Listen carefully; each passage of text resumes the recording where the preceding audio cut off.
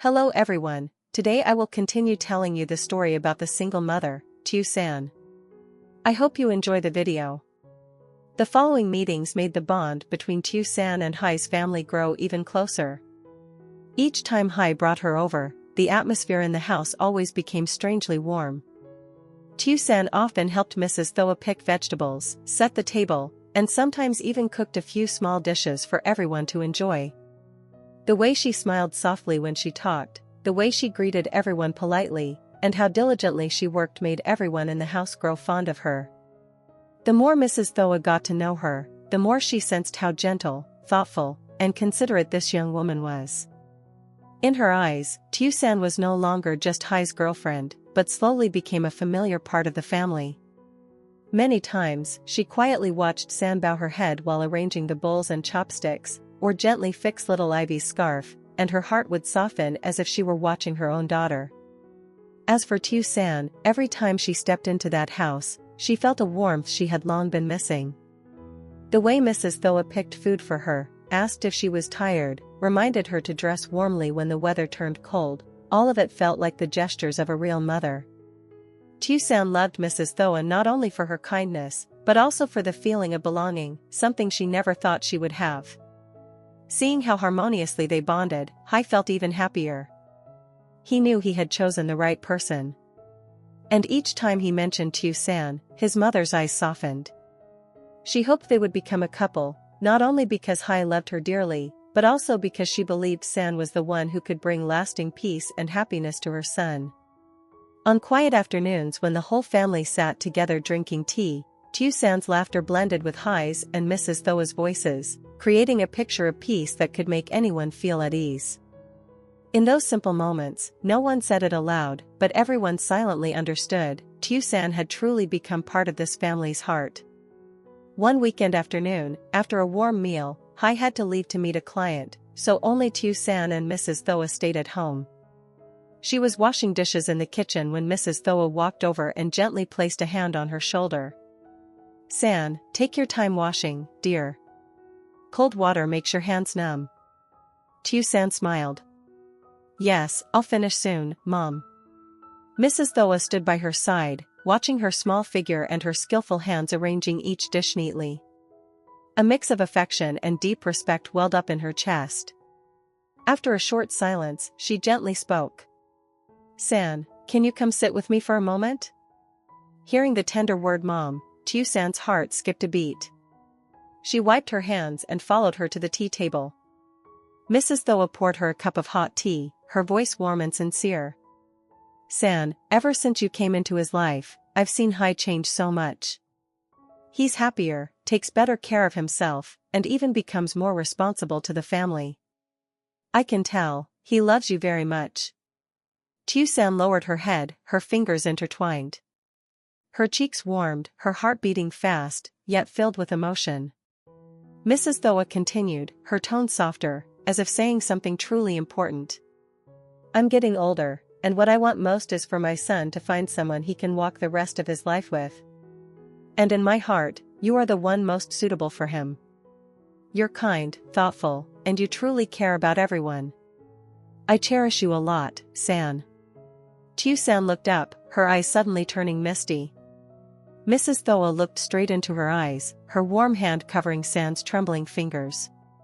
"If you and Hai truly love each other, I have one wish. I hope to one day call you my daughter-in-law. Not out of duty, but because I sincerely want you to be part of this family." Those words made Tusan choke up. All her life, she had longed for a complete family, for someone who truly wanted to keep her close. And now, that wish came from the mother of the man she loved. She bowed her head, her voice trembling. "Mom, thank you. I can't promise anything yet, but I truly cherish this family. And I care about Hai very much." Mrs. Thoa smiled, her eyes filled with warmth.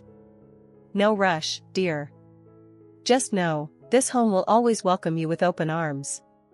At that moment, Tusan felt her heart soften with emotion. She wasn't only loved by Hai, but embraced wholeheartedly by his family, something she had never known before. That afternoon, when the last sunlight of the day touched the front porch, Hai returned home. The moment he stepped inside, he saw Tusan sitting on the sofa, holding a warm cup in her hands. Her eyes were slightly red, not from sadness, but from emotions she couldn't quite express. Hai immediately frowned and hurried toward her, sitting down in front of her. "San, why are your eyes like that? Did someone say something to upset you?" Tusan shook her head and gave a small smile. "No. I'm okay." "Really?" But Hai knew that expression too well. He gently took her hands in his. "Tell me, alright? You're making me worry." Those words seemed to open the door that had been holding back all her feelings. Tusan stayed silent for a few seconds, then took a deep breath. "A little earlier. I talked with Mom Thoa." Hai stiffened. "What did she say to you?" Tusan lowered her gaze to their hands intertwined, her voice soft enough to be carried away by a gentle breeze. "She said, she likes me. She said she hopes you and I can become a couple. She said she wants to call me her daughter-in-law." Hai froze for a moment. His eyes widened in surprise, but joy quickly followed, spreading across his face faster than he could hide it.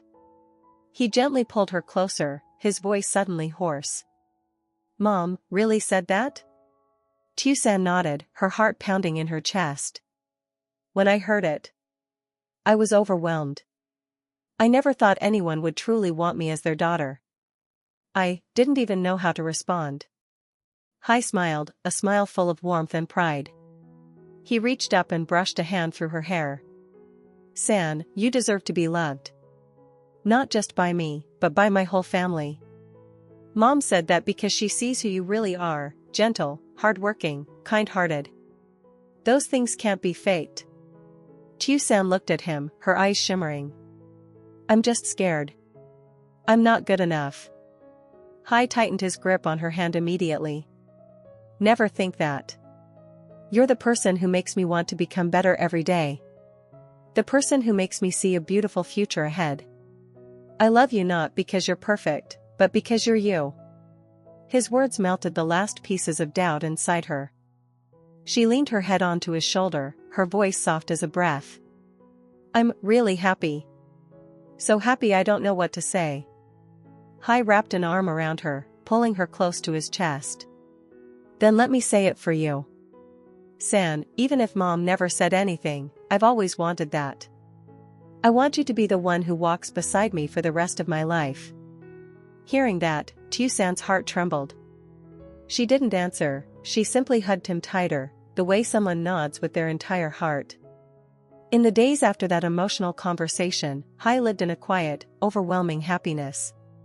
He began preparing everything for their future, looking for a simple but beautiful ring, planning a small but sincere evening to confess properly, even thinking about renovating the old spare room so that if San agreed, she would have a warm place to call home.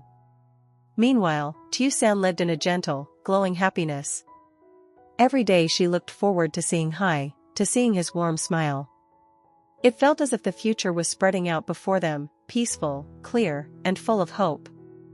But just when everything was at its most beautiful, a storm suddenly came. One morning, while Hai was looking at ring designs and choosing a date to confess, his phone rang continuously. It was the neighbor who lived beside his mother's house. Their voice was urgent. "Hai. Come home quickly, your mother collapsed in the yard, she couldn't breathe. We're taking her to the hospital." Hai shot to his feet, his face turning pale. The world around him seemed to tilt. He only managed to say, "I'm coming right now," before running out the door. At the hospital, Mrs. Thoa lay on the emergency bed, her face exhausted, her lips pale. The doctor stepped out with a serious expression. "Your mother's heart condition has relapsed severely. We need to monitor her closely. Surgery may be necessary if her condition doesn't improve." When Hai heard the word surgery, his knees nearly gave out. He clenched his fists tightly, struggling to hold himself together. Just then, Tusan rushed in. She had heard the news from the neighbor and abandoned her work to get to the hospital. Seeing Hai sitting outside the emergency room, his shoulders tense, his face filled with worry, her heart ached. How is Mom?" she asked, her voice trembling. Hai looked up, eyes red. "Mom, her illness came back. The doctor said it's serious." Tusan didn't say anything. She simply sat down beside him and gently held his hand, a hand cold and trembling like he had just fallen off a cliff. "I'm here. You're not alone." Those words made Hai lower his head, hiding the tears in his eyes. He had been preparing for a future full of happiness, preparing for a confession he had waited months to give, but now everything was on hold. Happiness was just within reach, yet hardship arrived first. In that moment, they both understood Hai's family needed them to be stronger than ever before. After a night of monitoring, Mrs. Thoa's condition not only failed to stabilize but grew worse. By dawn, the heart monitor kept flashing abnormal numbers. The on-duty doctor rushed in, checked her quickly, then called Hai out into the hallway. "Hai, your mother's condition isn't good. Her heart disease is progressing faster than expected. Our equipment here is limited. We recommend transferring her to the provincial hospital immediately so she can be treated in time." Just hearing that made Hai feel as if his own heart had dropped to the floor. He forced himself to stay calm and nodded quickly. "Yes. I understand. I'll prepare for the transfer right away." When he stepped out of the emergency room, his hands trembled from fear. After a moment of hesitation, Hai took out his phone and called Tusan. His voice was hoarse, choked as if he could barely breathe. "San, my mom, her condition got worse." On the other end, Tusan froze in shock for a few seconds. "Hai, how bad is it?" Hai closed his eyes, trying to keep his voice from breaking. "The doctor said she needs to be transferred urgently. I'm getting ready to take her to the provincial hospital." I'm really scared, San." Hearing that, Tusan's eyes instantly reddened. Her hand tightened around her phone. "Don't say that. I know she'll make it. Just follow the doctor's instructions. I'm here. I'll pray for her." Hai let out a shaky breath. "I'm sorry, you're the only person I can talk to right now. I'm exhausted." "It's okay, Hai. I'm always here for you, even if I can't be there physically." Hai looked into the hospital room where his mother lay, breathing weakly, her eyes closed in deep exhaustion. He inhaled deeply, trying to pull himself together. "I have to leave now. I'll message you when I arrive." "Yes. Travel safely, and don't carry everything alone. I believe she'll pull through." Her voice was soft but steady, like the only thing holding him up. An hour later, Hai and the medical team moved Mrs. Thoa into the ambulance for the transfer. As the vehicle rolled out of the hospital yard, the siren echoed down the empty road, and with each sound, Tusan's heart clenched painfully. She stood in front of her house, arms wrapped around herself, staring toward the direction the ambulance had gone. She wished she could be by Hai's side at this moment, wished she could care for Mrs. Thoa with her own hands, but circumstances wouldn't allow it. All she could do was bow her head and press her palms together. Tusan closed her eyes, letting tears fall silently. Please let Hai's mother be safe." Deep in her heart, she prayed as if holding a piece of herself. Because now, Mrs. Thoa was not just Hai's mother, she had become someone important to Tusan, someone she cherished like a second mother. When the ambulance disappeared behind the line of trees, Tusan remained standing at the gate for a long time. The night wind was cold, but she could not feel it. Her mind kept repeating the same thought. If only I could go with them. That night, Tusan couldn't focus on anything. She tried to cook something simple to eat, but the moment she picked up her chopsticks, a lump rose in her throat. In the end, she just sat at the table, staring at her phone as if waiting for a miracle. A message finally came from the provincial hospital. "I've arrived. Waiting for the doctors." Just one short line, but enough to make her eyes sting. She typed quickly. "Please keep warm, and eat something if you can. I'm waiting for your news." After sending it, she put the phone down, then immediately picked it up again. Every minute felt like an hour. In the little warm house that usually felt cozy, tonight was filled with a heavy, suffocating silence. Tusan leaned her head against the chair, arms wrapped around her knees. She didn't sob, but tears kept falling endlessly. "If only I were there, if only I could do more," she whispered in the dark, her voice trembling. She remembered every moment when Mrs. Thoa picked vegetables with her, every gentle question, every warm smile. Thinking about that woman fighting for her life out there made Tusan's heart twist painfully. And he must be exhausted. Tired, worried, terrified, facing everything alone. "I'm so useless," she pressed her hand against her chest, where pain throbbed with each breath. "If only I could be with him." The clock ticked past 1 a.m. Then 2 a.m. Then nearly 3 a.m. Still, she sat there, eyes fixed on her phone. Every small sound made her jump. Finally, at 3:12 a.m., her phone vibrated. A message from Hai. Her hand shook so much it took several seconds to open it. "San, they're monitoring Mom closely. The doctors say there's still hope. I'm okay, but I miss you." Reading that last line made her heart burst. She covered her mouth to muffle a sob, then replied softly. "I'm always here. I'm always waiting for you. Mom will be fine." After sending it, Tusan leaned her head against the wall and closed her eyes. The worry didn't disappear, but knowing that Hai was still holding on, still thinking of her, gave her just enough strength to wait for morning. That night, Tusan stayed awake until dawn, not because she couldn't sleep, but because her heart was tied to a man and a family she loved with all her soul. The next morning, as the sun slowly rose behind the rows of buildings, Hai sat on a plastic chair in the hospital hallway. His eyes were dark and sunken from not sleeping the entire night. The doctor had just finished the early checkup and told him to prepare himself to see his mother. The door to the recovery room opened, and a nurse stepped outside, speaking softly. "You may go in now. She just woke up, but she's very weak. Please don't let her get too emotional." Hai jumped to his feet, his heart full of both relief and fear. He walked into the room, his legs trembling like they could barely support him. Mrs. Thoa lay on the bed, her body noticeably thinner after just one night. Her breaths were still heavy, but her eyes were open, cloudy, dim, as though covered in mist. "Mom," Hai whispered, his voice tightening. Her eyes slowly shifted toward him. Slowly. Tiredly. But the moment she saw her son, tears glistened at the corners of her eyes.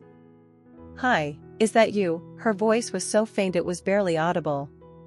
Hai held her hand, cold, soft, and limp as if all strength had drained away. "Mom, don't talk too much, please rest. I'm here." She tried to smile, but her lips trembled. "My boy, you didn't sleep all night, did you?" Hai lowered his head, tears falling onto her hand. "You scared me so much, Mom, do you know that?" With trembling effort, she lifted her other hand and placed it on his hair, just like she used to comfort him when he was young. "Don't cry. I'm still alive, so I can see you happy." Hai's throat closed up, he couldn't say a word. After a moment, she exhaled slowly. "Yesterday, I didn't get to talk to Tusan. Is she upset?" Hai paused, then nodded. "San is very worried. She didn't sleep at all. She just prayed you'd be safe." Mrs. Thoa's eyes softened, shimmering with emotion. "That girl, she's a good one. I want to see her. I want to tell her. I love her, like my own daughter." But as soon as she finished speaking, her body shook, and her breathing became uneven. Hai panicked.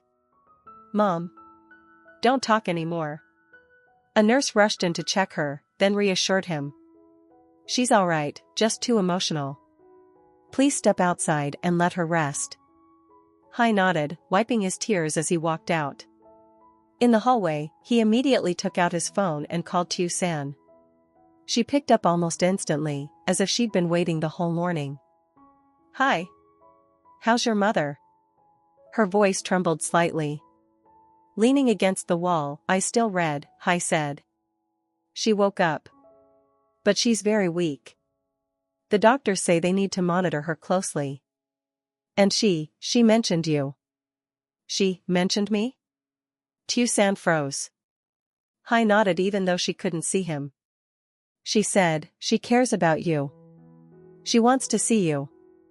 Tusan covered her mouth, holding back a sob. Tears fell at once, out of relief, worry, and deep affection. Hai. I'm coming. I want to see her. Hai replied softly but firmly. I'll wait for you at the hospital gate. That invitation wasn't just a meeting. It was the moment Tusan would truly step into this family. Not as a guest, but as a daughter. Tusan rushed to the hospital in a simple outfit, her hair still slightly messy from hurrying. Hai was waiting at the entrance. The moment he saw her, he walked quickly toward her, his eyes still swollen from a sleepless night. He didn't say a word, he simply grabbed her hand tightly, as if letting go would make him crumble. You can go in and see Mom, he said, his voice barely above a whisper. Tusan nodded and followed him toward the recovery room. As they walked, her heart pounded, her legs shaky, not from fear, but from love. The door opened gently. Tusan stood at the threshold for a few seconds, unable to move. On the bed, Mrs. Thoa lay on her side, her face pale but her eyes open, gazing toward the light from the door. Hai spoke first. Mom. San is here. At the sound of San, Mrs. Thoa's eyes fluttered. She tried to sit up, but she didn't have the strength. Hai gently supported her. Just lie down, Mom. San is here with you. Tusan walked closer, her eyes wet but trying to smile. Mom Thoa. I came to visit you. Mrs. Thoa looked at her for a long, long moment. As if seeing the light of youth. The gentleness she wished for her son. The peace she had prayed for. Her lips trembled. She raised her hand, but she was too weak to reach. Without hesitation, Tusan leaned down and held that hand, thin, cold, but full of love. In that moment, Mrs. Thoa tightened her grip, weak but meaningful enough to make Tusan burst into tears. San, she whispered, her voice like wind, my daughter. Tusan sank to her knees beside the bed, tears streaming, shoulders trembling. She pressed Mrs. Thoa's hand against her cheek, choking out. I'm here. I'm right here with you. Mrs. Thoa lifted her other hand to stroke Tusan's hair, slowly, shakily, but with the tenderness of a mother stroking her own child. I'm sorry for worrying you. I love you, San, like I love Hai. Tusan cried soundlessly, shaking her head. No, don't apologize. I just want you to get better. I care about you so much. Standing at the foot of the bed, Hai's eyes were red as he watched them. He covered his mouth to hide the sound of his sob. In that moment, he understood clearly. Between his mother and Tusan, there was no distance left. Not a stranger.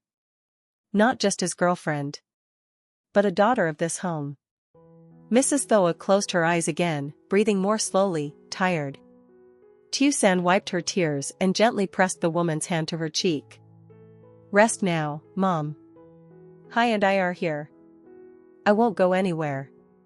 Mrs. Thoa gave a faint nod, her lips curving into the smallest, most fragile smile, yet peaceful. Outside in the hallway, the early sunlight streamed in, like a quiet reassurance. Illness may test them. But the love and bond between them had never been stronger. Xin chào mọi người, rất vui được gặp lại mọi người trong video hôm nay của mình. Chúc mọi người có một ngày mới vui vẻ, hạnh phúc và một ngày làm việc tràn đầy năng lượng. Câu chuyện hôm nay mình kể về Tiểu San. Sau khi mà Hải và Tiểu San đã đến được bên nhau thì mẹ Hải đồng ý và chuẩn bị cho cuộc sống mới cho hai người, nhưng bất ngờ căn bệnh của mẹ Hải tái phát và bà phải nhập viện. Cũng chính vì vậy mà Tiểu San trở thành chỗ dựa cho Hải trong những ngày khó khăn này. Liệu rằng mẹ Hải có vượt qua căn bệnh này hay không thì mời mọi người cùng đón xem ở video tiếp theo nha. Cảm ơn mọi người đã xem hết video hôm nay và ủng hộ kênh của mình trong suốt thời gian vừa qua. Hy vọng rằng sẽ được đồng hành cùng mọi người trong thời gian sắp tới. Hẹn gặp lại mọi người ở video lần sau. Nếu cảm thấy yêu thích những video của mình thì nhớ chia sẻ cho bạn bè để mọi người cùng biết đến câu chuyện và ủng hộ kênh của mình nha. Hẹn gặp lại mọi người.